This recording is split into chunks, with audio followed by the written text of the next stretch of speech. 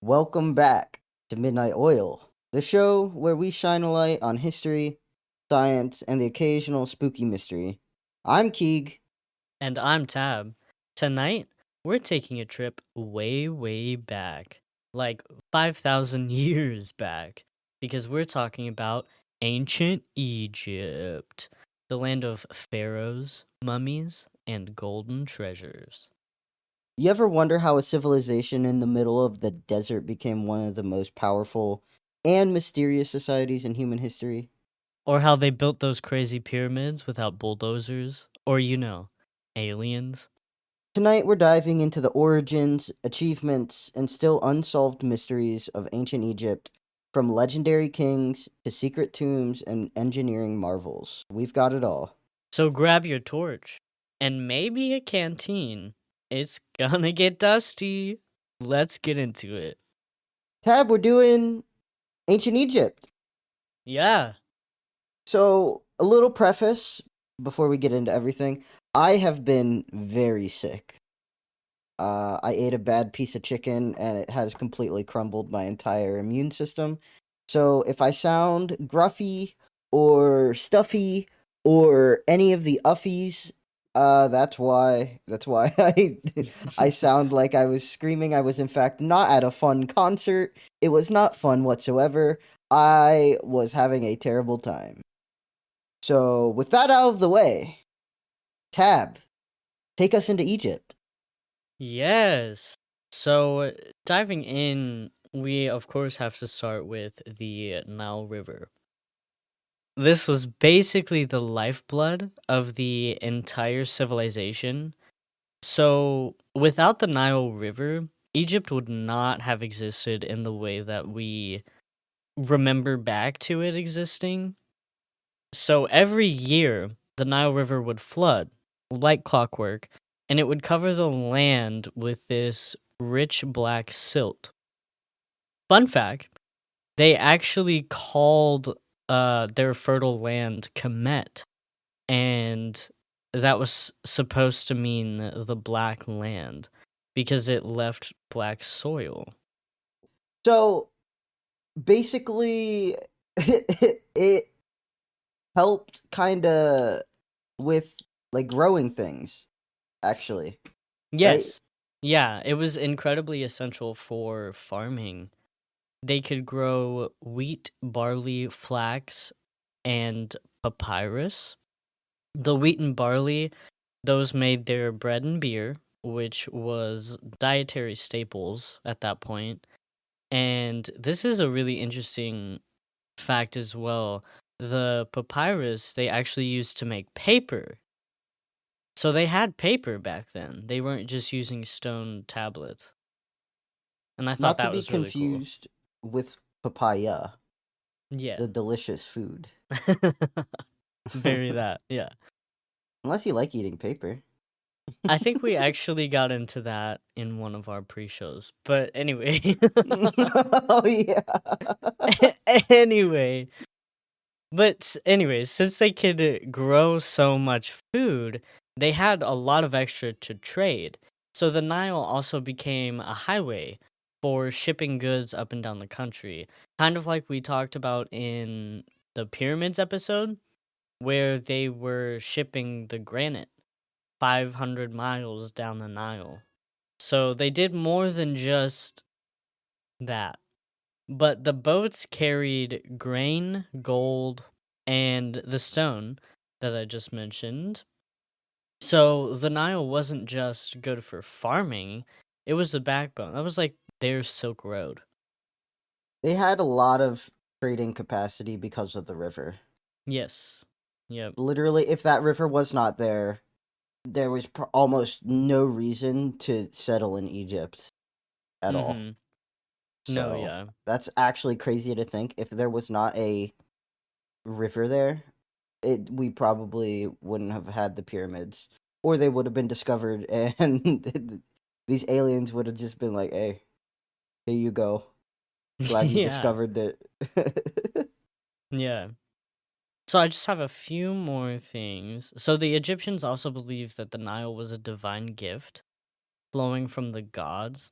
Its cycles of flooding and receding symbolize the cycle of life and death. And then here's another cute little fun fact. The Nile is the longest river in the world, stretching over 4,100 miles. It's so long, it flows through 11 modern countries before it even gets to Egypt. Yeah. Whoa. It's big. I didn't know it was that big. I knew it was big, but yeah, it goes down like half of Africa. Mm-hmm. Holy. So they had a lot of trading capacity. But basically, I mean, to sum up the Nile, that's the reason Egypt thrived. It gave them food, water, transportation, trade, and even a spiritual connection to their gods. How cool. I like Yeah. stuff like that, man. I like things that had like other utilities from ancient civilizations.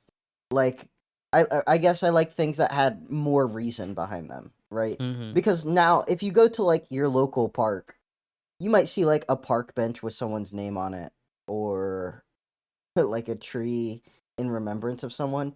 But these people literally like worshipped these gods. They had specific like not only like temples, but they had the pyramids, they had the Nile River, like everything was just more how do I say it? It feels more like a mythological esque feel. And I think that's really cool. Kind of like how like the Greek and Roman gods exist. Like it feels a lot like that where culture. The culture is I don't know why it took me forever to get there. The culture is so deeply intertwined with how they went about as a society, and I think that's really cool. Mm-hmm. But yeah, like Tab said, the Nile was not just a river, and I think that is very important because around 5000 BCE, the first settlement started forming along the banks of the river. And these weren't like massive cities yet. They were just small little communities of farmers that were taking advantage of the land. But as these settlements grew, they needed some organization.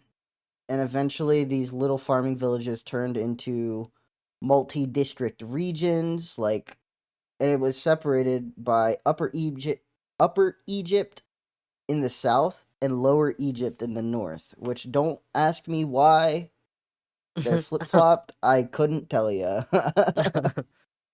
Now, here's where things start picking up, right? About 1900 years later, in 3100 BCE, a guy named King Narmir, I believe I'm saying that correctly, stepped in. And he wasn't just a ruler, he was a unifier. And he really brought Upper and Lower Egypt together under one crown, kicking off the era of pharaohs and the first dynasties. So, King Narmir basically created the entire monarchy of how Egypt is remembered. So you have to think of it. That's like an ancient power move, right? Like you're establishing a whole civilization. And with this unification came stability, centralized rule, and the foundation of a civilization that would last thousands of years. Hmm. So, what is really interesting is that the Nile wasn't just like super practical, like Tab was saying, it was also very spiritual. As the Egyptians saw the river as a gift from the gods and was a symbol of life and death.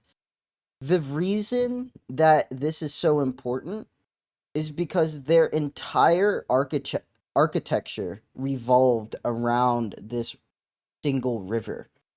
Like a lot of the things that they built revolved around the river. So when we talk about ancient Egypt, a lot of it comes back to the Nile because without it, there's no food, there's no trade, there's no pharaohs, there's no pyramids, potentially. The Nile wasn't just the heart of their civilization, it was really the connection to the divine. Hmm. Yeah. the more I think about it, all of these pharaohs, like pharaohs wouldn't have existed at all. This guy like created the entire ecosystem basically by putting upper and lower Egypt together. So, like I said, without it, no pharaohs, no pyramids, like nothing. Egypt would have been nothing probably because at that point it literally would have just been a desert. Because none of the farmers would have even settled there if there was no river. Yeah, and without farmers, what are you going to do? You're not going to Yeah. have any food, especially thousands of years ago. You can't just Uber Eats, brother. Like that shit's not coming in on a plane. That shit's coming in on a wagon from thousands of miles away. In this case, 500 miles away if you're in near Giza. So, well, I guess not food always, but like it would be hard if the Nile wasn't there. And that leads me into the pharaohs and the gods, which I'll just go over the important stuff as we could probably make this podcast 50 hours talking about all of this. So the pharaohs were kind of like divine rulers, right? They weren't just kings. To the ancient Egyptians, the pharaohs were very much more being a living god on earth. They ruled over both the physical world and the spiritual and was seen as intermediaries between the people, I guess. Basically the messengers. Well, they're not messengers. Okay. Let me try and explain it a little bit better. So the pharaohs were like put on they were born onto earth and based on a bunch of things that we'll get into later were hey, this is one of our gods and should be treated as such and would kind of relay information that they believed was important between the people and the gods. Pharaohs had a direct link to deities like Ra, which was the sun god, and Osiris, the god of the afterlife, and Isis, the goddess of magic and motherhood. Now, their job wasn't to maintain law and order, but they were responsible for upholding Maat, Maat, which is basically the cosmic balance of the universe. Could you imagine having to hold up the cosmic balance of the universe? That would be horrible. I literally don't know if I would be able like I'd be like laying in bed, never able to sleep. I'd be like, you know the saying, you have the weight of the world on your shoulders. These guys had the cosmic balance of the universe on their shoulders because That's a lot of stress. there's so much stress, bro. Because in their eyes, if the Nile didn't flood or drought, it wasn't just bad luck, it was the sign that the pharaoh wasn't doing their divine duties properly. So everyone just hated you. I wonder how much like imposter syndrome affected the pharaohs back in the day. I don't know because you at that point you're talking about a time where science hasn't necessarily caught up to like different pieces of religion. So like not to get super duper deep into the topic of religion, but as science progresses, it doesn't necessarily disprove pieces of religion, but it comes up with alternative answers depending on if you're religious or not. If you're more of a science person or more of a religious person, science is evolving. And I think the imposter syndrome back then is significantly lower than it would be now because there's a lot of things that could be explained by science or could be explained by religion, and they didn't know either, right? Like this was very early days in the pharaohs, right? These are the first pharaohs we're talking. So Mhm. even they were like still figuring things out because one day you have to think it wasn't always this way. There was a first pharaoh. And that's important to remember because the first pharaoh had to figure that shit out. So, Damn. yeah. That's It's really stressful. crazy. Yeah, it's I couldn't imagine the cosmic balance of the universe being on my shoulders and having to figure out how to talk to Ra and Osiris and Isis. Like I couldn't imagine having that responsibility. And then people hating me if I couldn't make the river flood. Like but last part is that's kind of why their tombs and temples were so elaborate because they weren't just burial sites, they were very spiritual monuments that were meant to ensure their journey to the afterlife and their eternal rule alongside the gods. And that's another reason why we shouldn't be opening the fucking caskets. Sorry, but we should not be opening these ancient Egyptian tombs. Like, there's some things that I love learning shit. And I love science.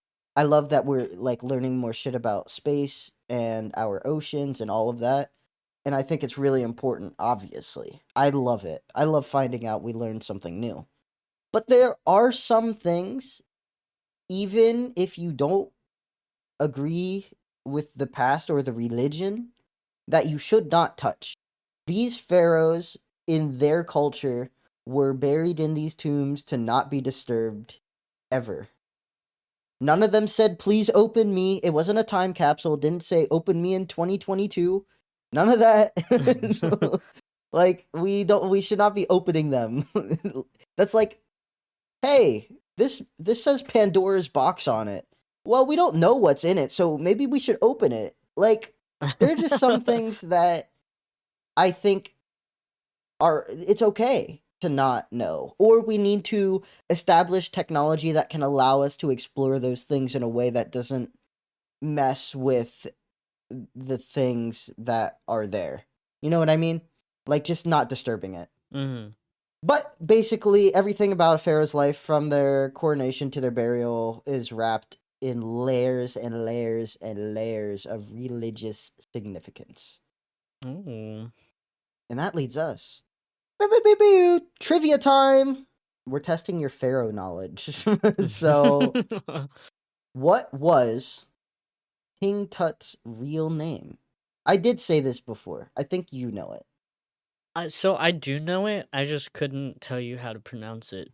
I'll be so honest. Tutankhamun. Yeah, something along those lines. King Tut. So, bonus fact.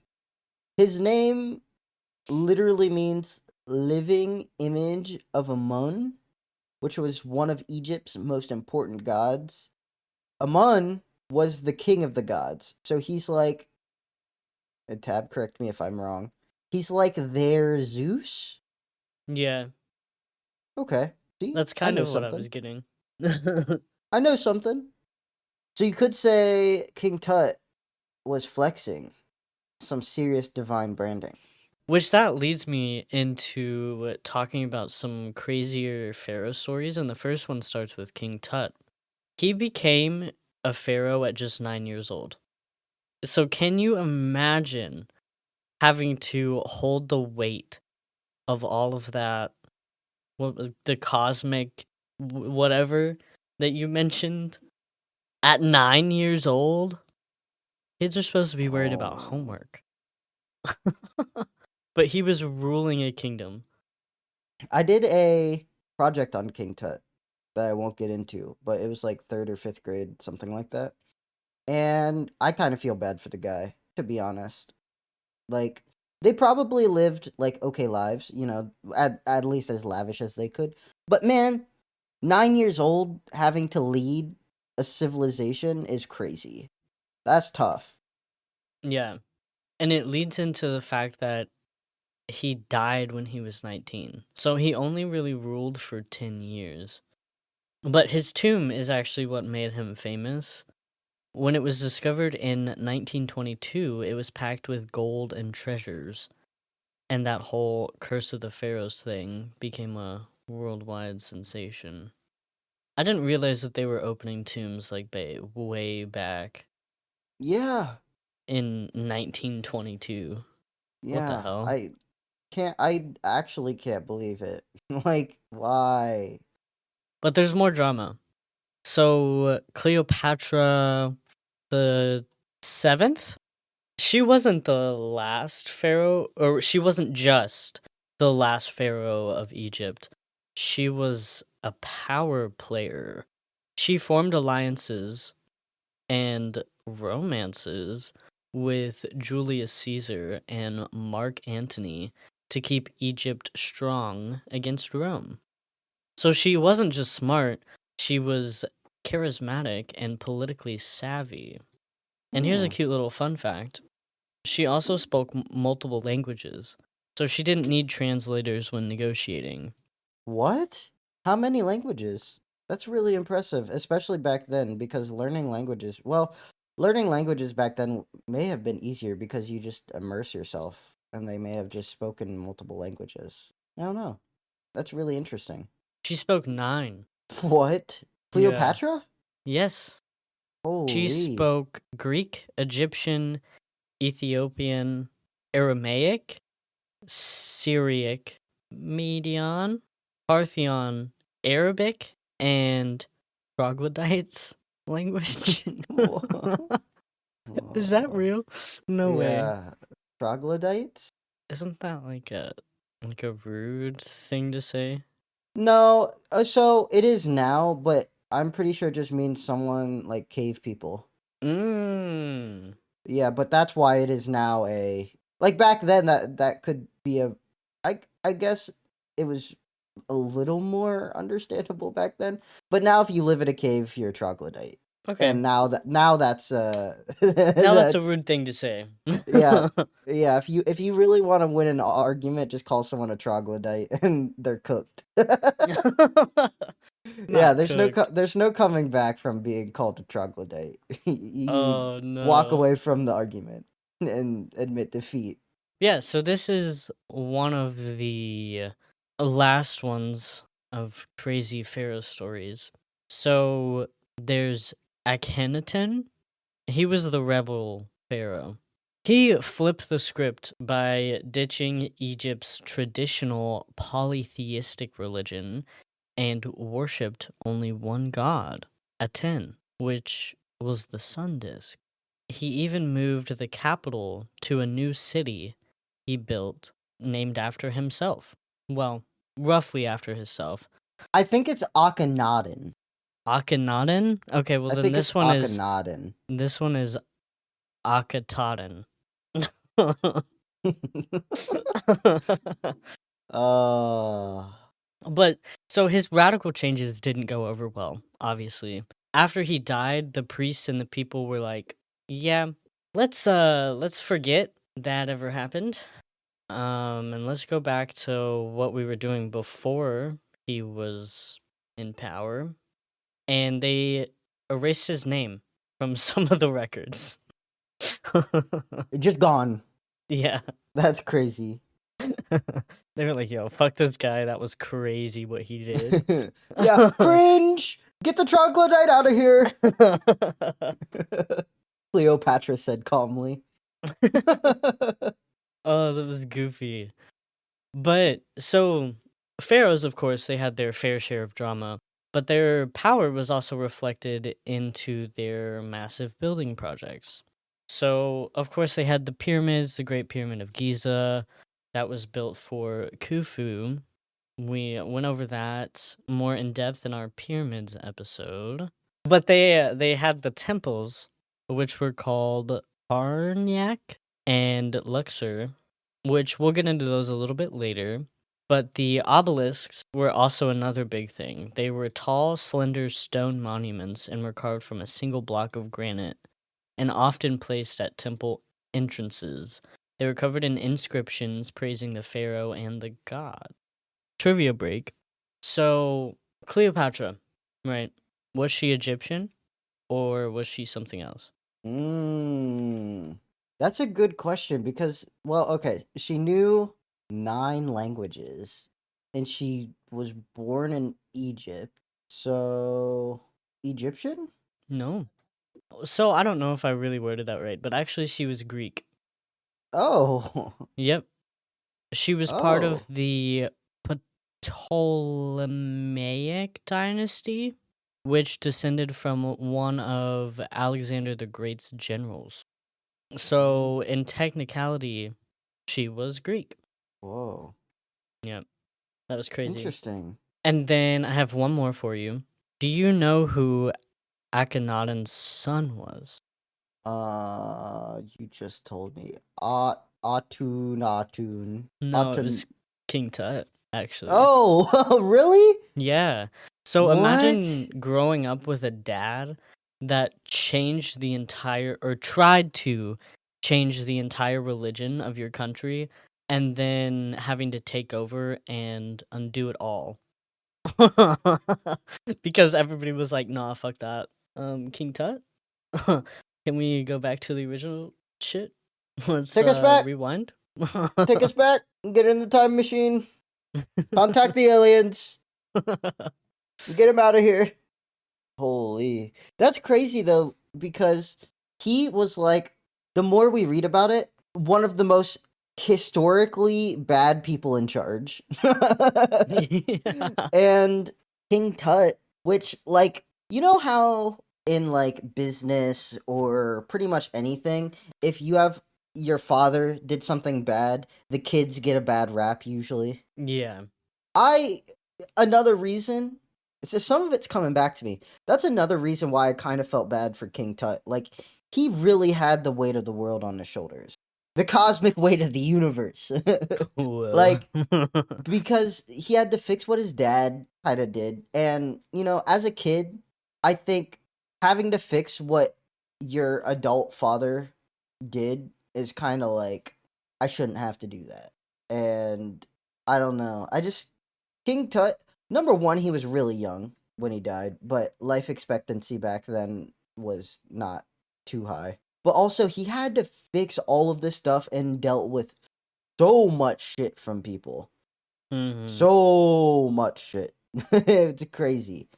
So that's crazy. I don't think I knew that. I don't remember that he was his dad though. So that's interesting. Yeah.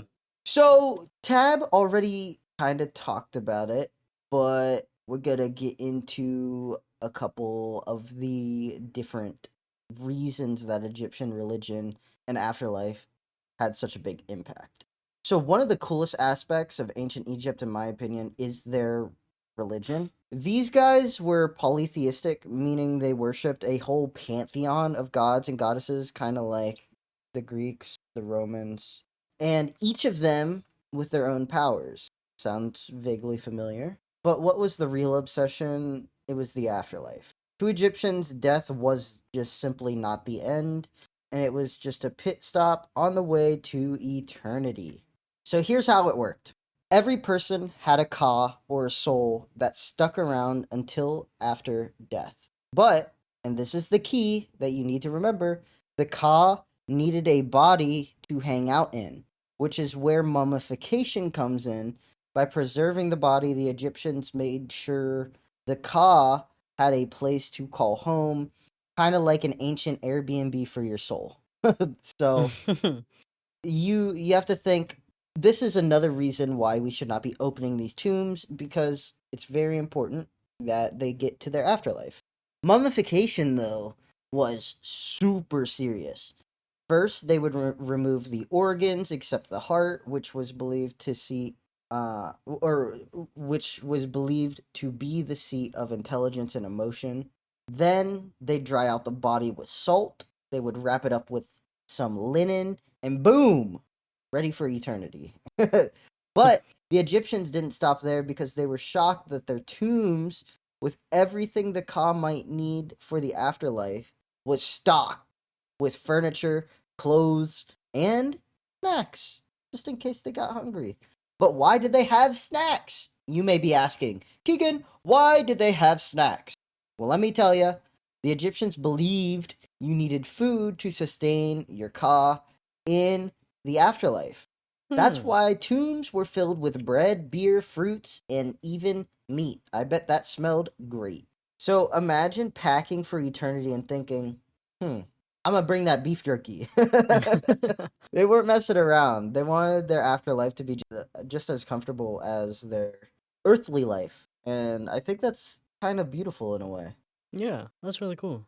Yeah. So between preserving the body, furnishing the tomb, bringing snacks, the Egyptians weren't just preparing for death. They were kind of preparing and planning for an eternal party. Because you gotta respect the commitment, right? Who wouldn't want to be eternally stocked with good food and a cozy setup? So that leads me into ancient Egypt wasn't just about the pointy mountains, all right?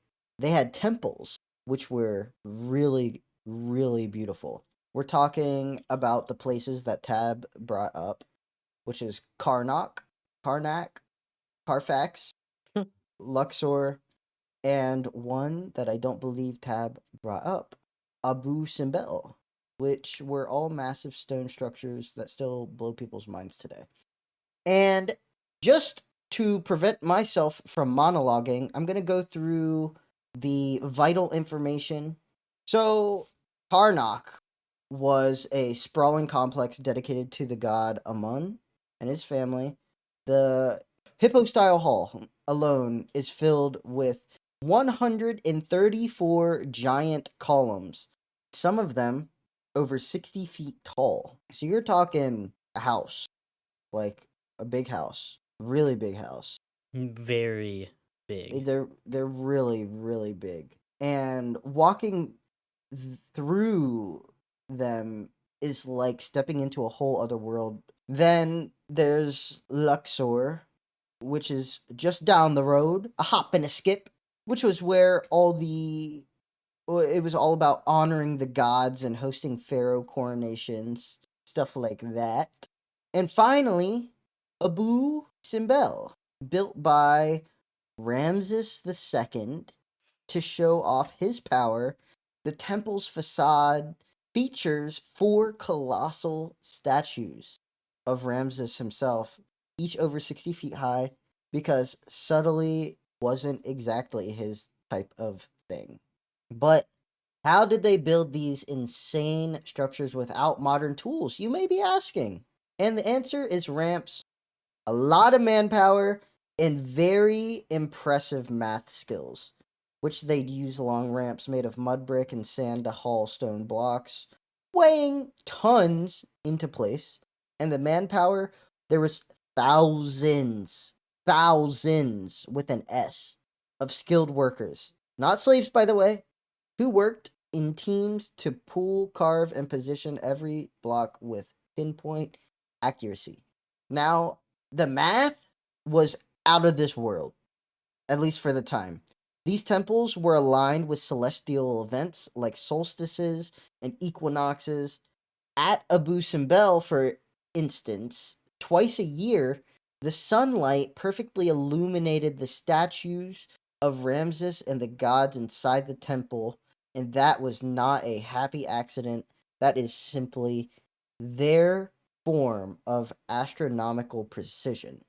And it being way back then is insane. That is insane. That's so cool. So, we're going to do a little fun fact break, and then I'm going to throw it over the tab. Did you know that the columns of Karnak's Hippo style hall were so massive that 100 people could stand on top of just one? Whoa. So you're talking one column. So the column, you could put 100 people up there and have room to dance, basically. That's how big they were. That's crazy, actually. Yeah. Yeah, they were really, really big. Fun fact number 2, Ramses II had a temple at Abu Simbel relocated in the 1960s to avoid flooding from the Aswan Dam, moving a 3,000-year-old temple piece by piece, which That's is, crazy. yeah, that's super crazy. But yeah, Tab, enough of me yapping. It is now your turn to All take them right. into pyramids, but I'm only gonna lightly glaze over this because we went more in depth in our midweek episode about the pyramids. So basically, the only super things that I want to cover is the pyramids. They weren't just burial sites, they were monuments of the pharaoh's power, wealth, and divine status. Pharaohs usually spent decades planning and building their pyramids, and even some started construction as soon as they took the throne. So imagine getting appointed, and then you're just like, all right, let's start building a massive stone triangle house for me forever. I mean, that's like next level dedication. But yeah, so since we already went over pyramids more in depth, I'm just gonna pop off with a few fun facts here. So the Great Pyramid wasn't always as rough and weathered as we see today. Originally, it was covered in polished white limestone that reflected the sunlight. It literally gleamed in the desert like a giant mirror. I can't even imagine what that would look like. I mean, I could, but like, it probably doesn't amount to what it actually did look like. Because these things are giant. They're so big. I really do recommend like Googling a picture of any of them because they are simply massive. They are so big. And even looking inside of them is insane. So while Keeg was talking about the Abu Simbel, I was kind of looking up pictures of it. The amount of detail, not necessarily, I mean, yes, the outside, but not necessarily just the outside, the inside, all of the carvings and shit like that. Like, that's insane to me. Like, that's so cool. Those statues are actually gigantic. Yeah. Like they don't look super big just from this picture, but after knowing the context of how big this place is, those are massive. If you look at it compared to people, yeah, it's huge. Oh my god, but they're little tiny statues of what look like to be people, or at least small pillars, and they look even the doorways. So there's Holy. one with people. Oh my gosh. So they're huge. They're so big. Very Oh. huge. But yeah, Whoa. diving into a little bit of the insides of the pyramids. So the pyramids, of course, weren't just empty chambers. As we were just talking about, they're full of statues and carvings and all that stuff. They were filled with treasures, and of course, the food that we mentioned, and even boats. So they did have boats in there sometimes to help the pharaoh navigate the afterlife. So they had to get like a packing list. Basically, when that's the pharaoh's will. They just wrote a packing list instead of a will. Like, all right, here's what I want in my tomb. Give me 4 boxes of Cheez-Its, probably a boat, maybe a bicycle just in case. Like, like. Yo got some mayonnaise? I want some mayonnaise. I need some lunch meat, maybe some bread so I can make sandwiches. Like, I need 4 beautiful women and a peanut butter and jelly sandwich. yeah. But here's another cool little detail before we can fully move on. So the original entrance to the Great Pyramid was actually sealed off to protect it from grave robbers.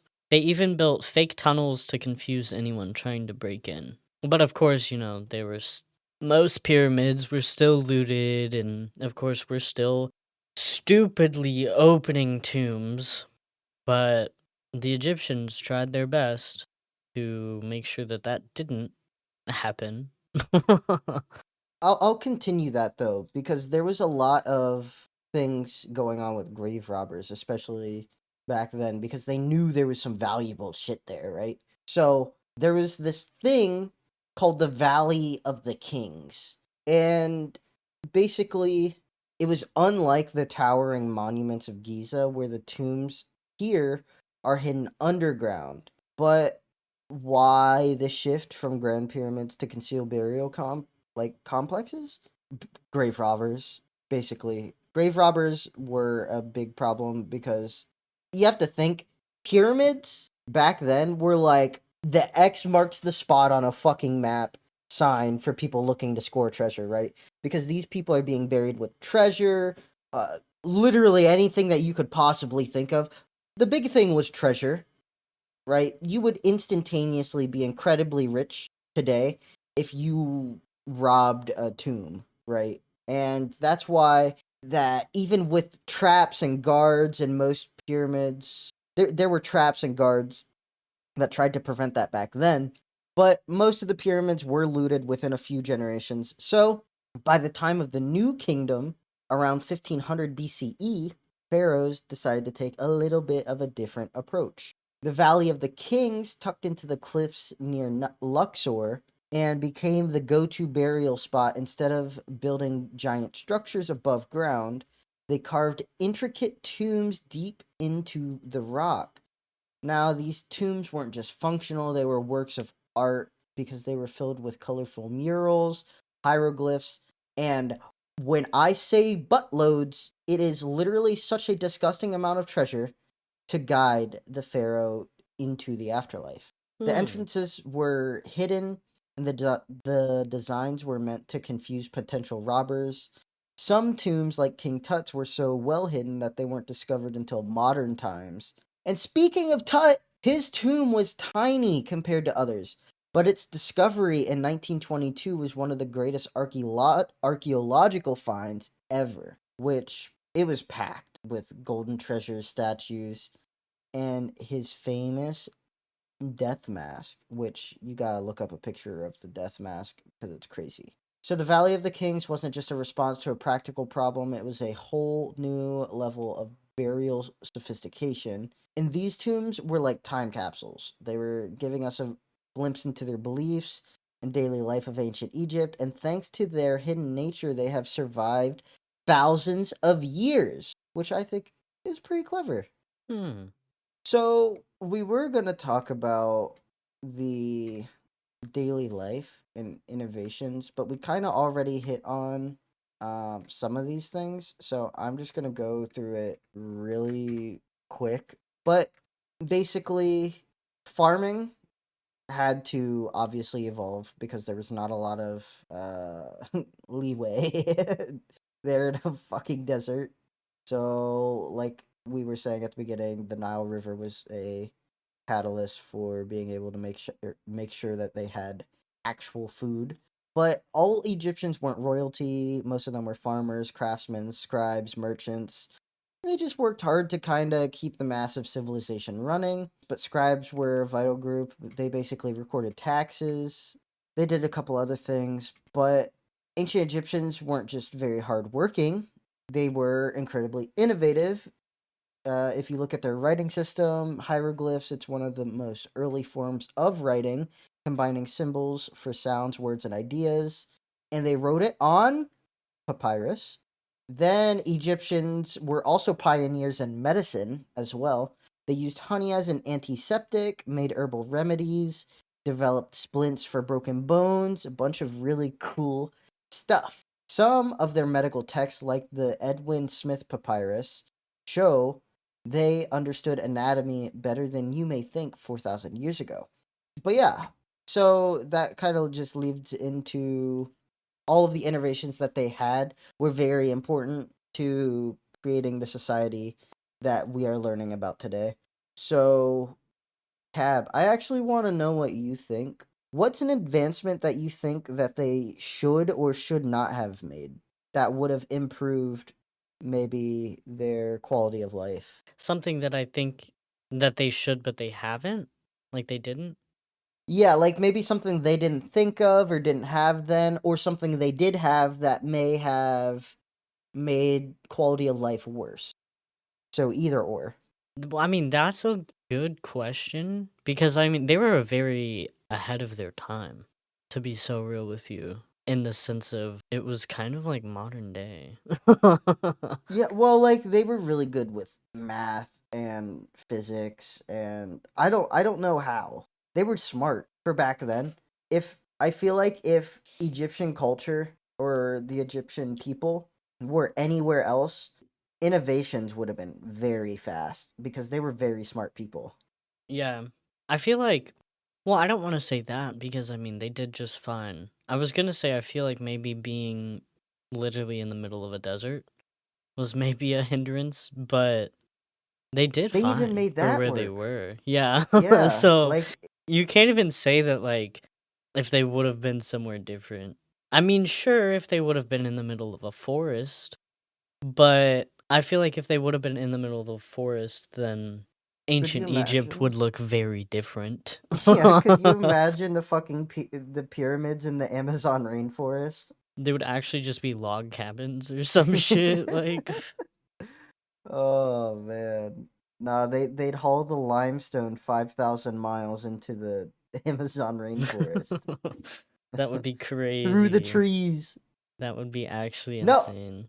the reason I thought about that question was because I was just curious what you think, but I genuinely think with the circumstances that they were in, they handled it so well. They innovated really well. They like religiously worked super hard, right? Like the pharaohs were working overtime, bro. Like they tried to do their absolute best. The people tried to do their absolute best. And ultimately, they made a lot of really beautiful places being in the middle of a desert. Like the Yeah. amount of work that went into all of it is very impressive. And I genuinely think the only other possible thing that they could have done was find a way to irrigate more water towards the temples and stuff. But that's literally like they worked their asses off. True facts. They did a lot. But yeah, I just had that question. So, one thing that I want to hit on before I dive into the fun little trivia that I've been hinting at is the social roles, specifically of women.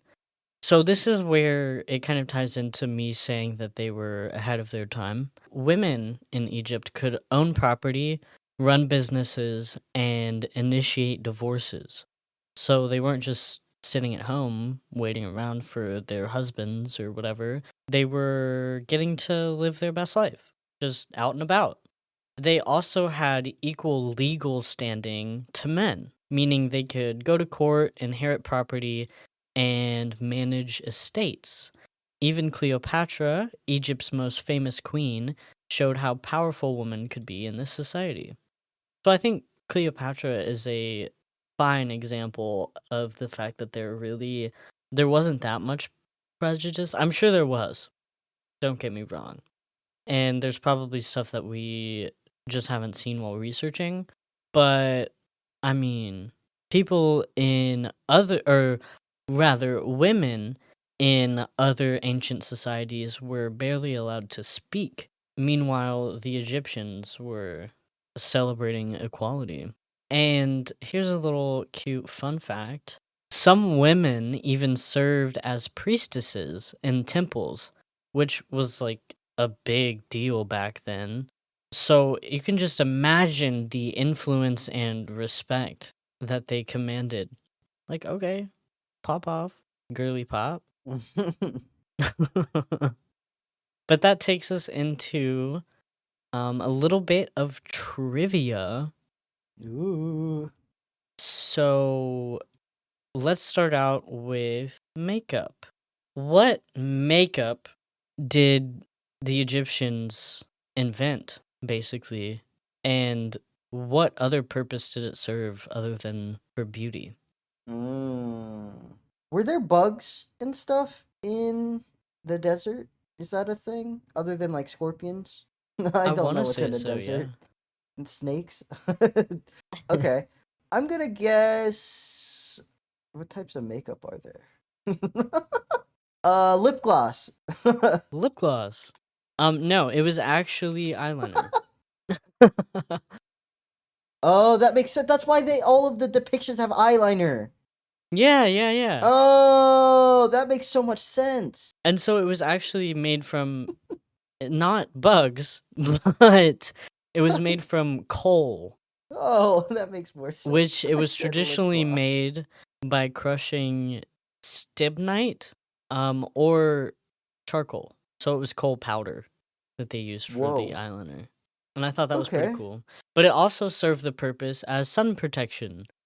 So, Really? like football players when they rub like the black lines under their on their cheeks under their eyes, Yes. it worked like sunglasses. So it reduced glare and it protected their eyes from the desert Oh sun. my gosh, that makes so much sense. Yeah, yeah. Whoa. Still on the topic of makeup though. What other beauty product did Egyptians invent to moisturize their skin? Oh, oh, it's not lip gloss. Lotion. I mean, yeah. They created scented oils and creams to protect their skin from the desert heat. Holy, these guys were, oh my They were gosh. ahead. They were cooking. Mm-hmm. That leads me into something. Oh, yeah?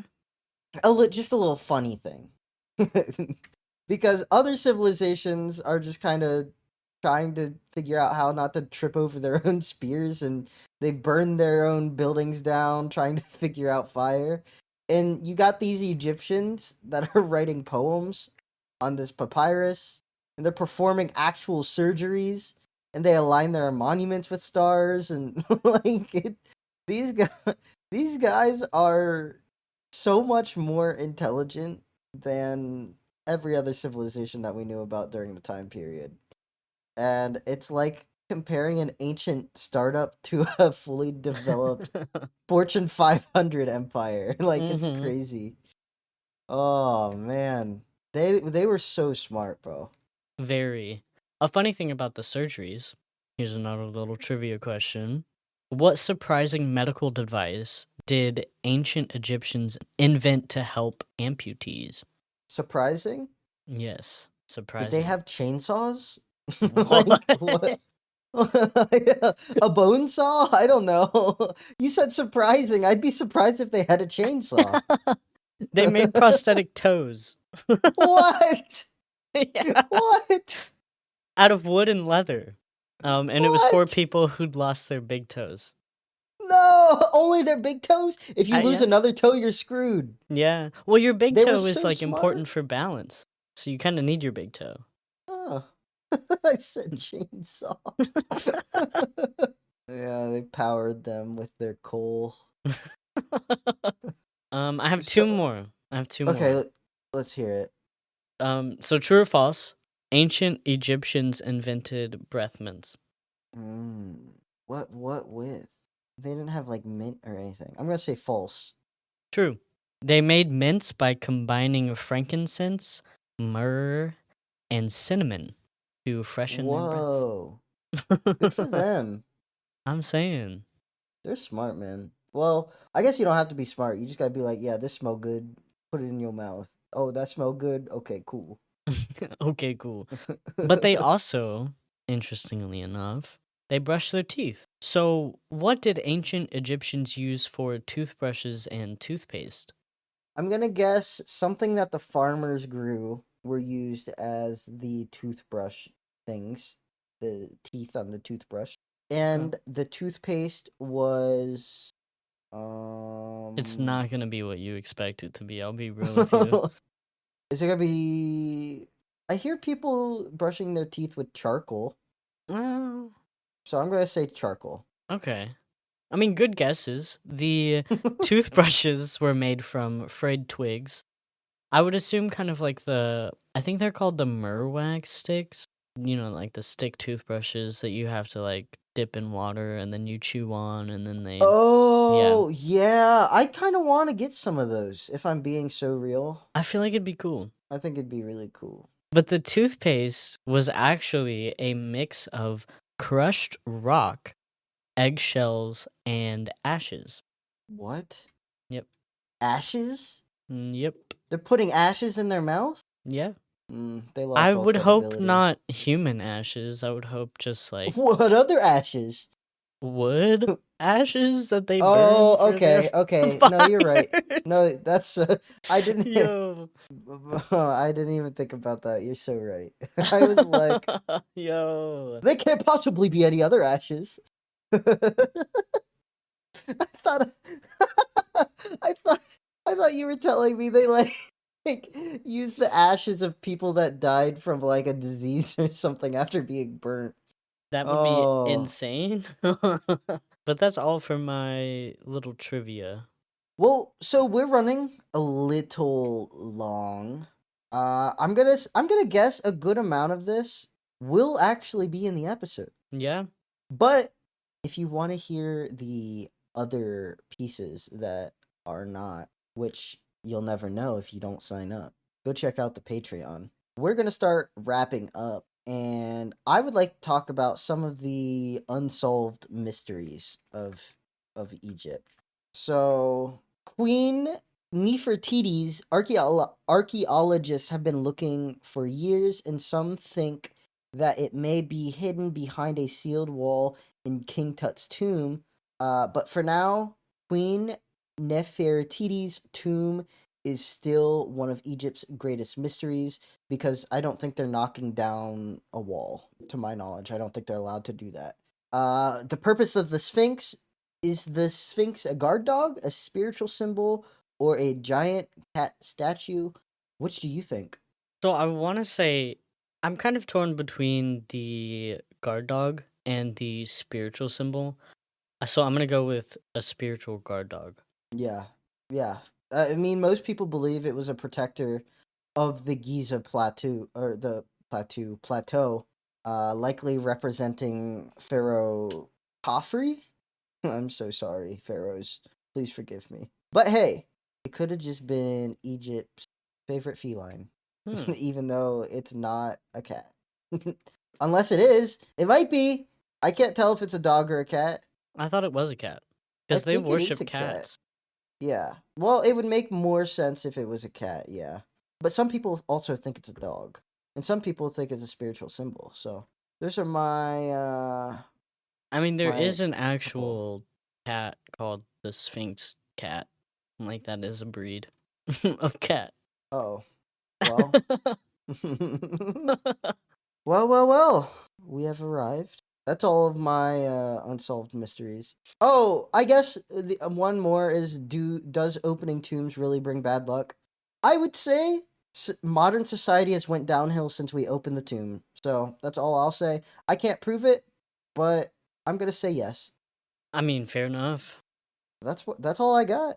Tab, take us on our outro. Well, ancient Egypt gave us gods, gold, and pyramids, plus a ton of mysteries we're still trying to crack thousands of years later. And from the Nile to the Pharaohs, it's a civilization that shaped history and continues to inspire us today. So, now it's your turn. What's your favorite ancient Egypt fact? You got any wild theories about the Sphinx? Hit us up on all of our socials, which are in the description below, or you can drop a comment here, wherever you're listening to this podcast from. We'll probably see it, and we'll definitely respond. So let us know what you think.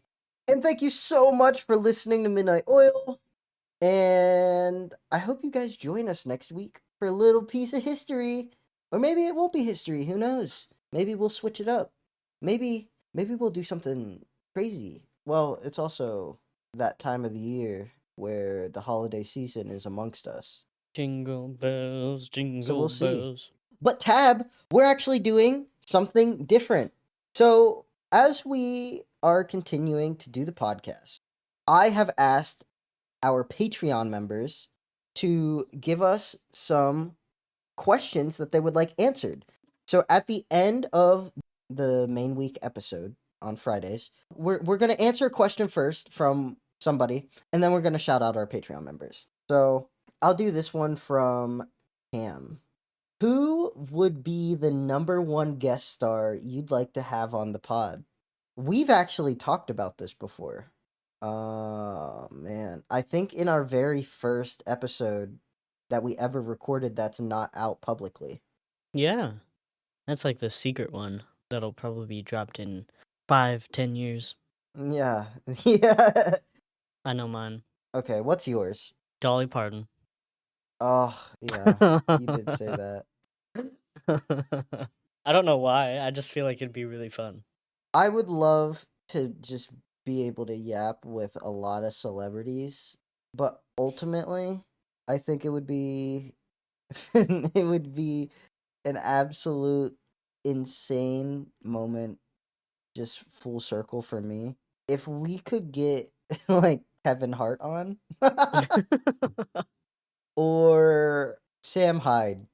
I want Sam Hyde. Give me Sam Hyde. I don't even know who that is. He's the guy who made $1 Million Extreme World Peace on Adult Swim years ago. And every time now that there's a shooting, it's like a meme that he was the one who did the shooting. He's been kind of kicked to the curb by a lot of the media, but he's a funny guy. I would love to just see how chaotic it got.